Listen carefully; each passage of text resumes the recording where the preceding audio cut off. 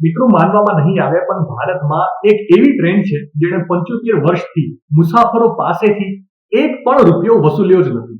વાસ્તવમાં આ મફત સેવા પાછળ એક મજાનું કારણ છે. આ ટ્રેન સેવા 1948માં શરૂ થઈ હતી.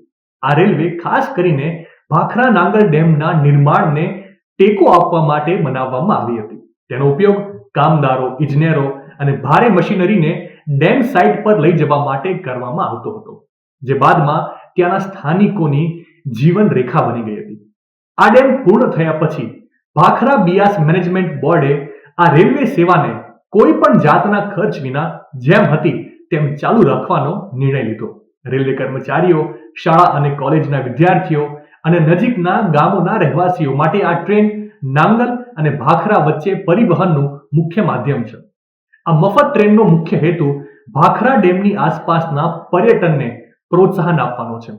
મેનેજમેન્ટ ઈચ્છે છે કે દેશભરના લોકો આ ઐતિહાસિક માળખાને સરળતાથી એક્સેસ કરી શકે અને તેના વિશે વધારે જાણી શકે. માહિતી સારી લાગી હોય તો રીલને વધારે શેર કરજો અને આવી જ અવનવી માહિતી માટે સંદેશ ડિજિટલ સાથે જોડાયેલા રહેજો.